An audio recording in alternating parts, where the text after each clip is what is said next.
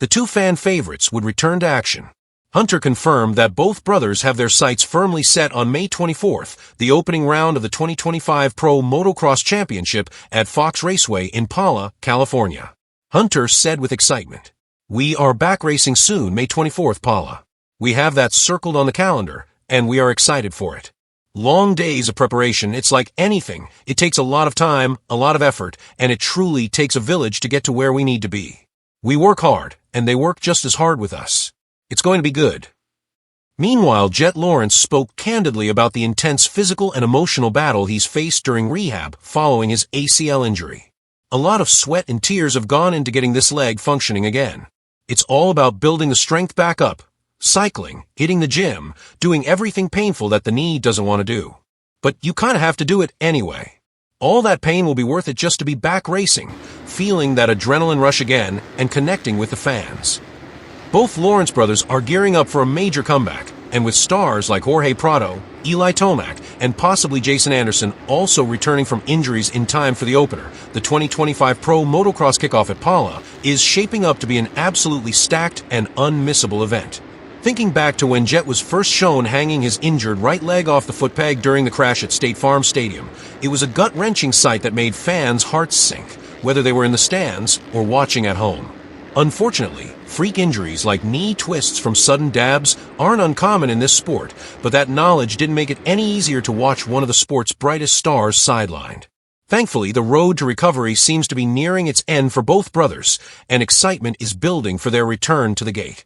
Meanwhile, across the Atlantic, another big story is brewing, one that could have major implications for the motocross Grand Prix paddock. Speaking to the Dutch outlet NOS.nl during the latest round of the Dutch Masters of Motocross, five-time world champion Jeffrey Herlings offered a brutally honest update about his future and the uncertainty surrounding his longtime team, KTM. For more than 15 years, Herlings has been synonymous with KTM Orange, never once racing professionally on another brand. However, with KTM currently struggling with production, sales, and internal issues, the Dutchman admitted that for the first time in his career, riding for a different manufacturer is a real possibility for 2026. Herling said, "I'm not saying it's going to happen, and I'm not saying it's not going to happen, but it could just be that I'm riding somewhere else next year. I can't deny that things aren't going well with KTM. I don't know if it's possible to keep me from a financial point of view. If necessary, we have to look further because the love has to be mutual." The idea of seeing the Bullet lining up on a red, blue, green, or even a Triumph bike is shocking, but increasingly plausible. Rumors in the paddock suggest that teams like Honda HRC, Kawasaki, Yamaha, and Triumph Racing have already expressed interest. Despite being toward the tail end of his legendary career, Herlings remains one of the fastest riders on the planet when healthy. Another world championship in 2026 is not out of the question if he finds the right team environment. Herlings, who has battled multiple injuries in recent seasons, knows how important it is to get results if he wants to command the contracts he deserves. "Hopefully, I can get some more wins in the second part of the season and sharpen my own record. Contracts are often only concluded in the second part of the season. Unfortunately, I have visited the hospital a little too often, and when that happens, you don't take such risks as you used to. When you're 18, you think very differently than when you're over 30.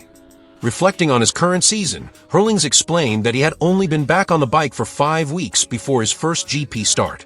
"Before my first GP, I had only trained 5 times. But there is an upward trend.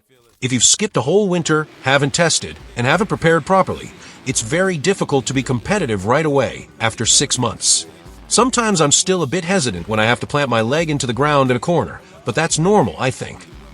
While the 2025 MXGP season still has a long road ahead, the writing is on the wall. Jeffrey Herling's future with KTM is far from guaranteed. Like many fans, we hope KTM can stabilize and allow Herlings to finish his incredible career aboard the bike he made iconic.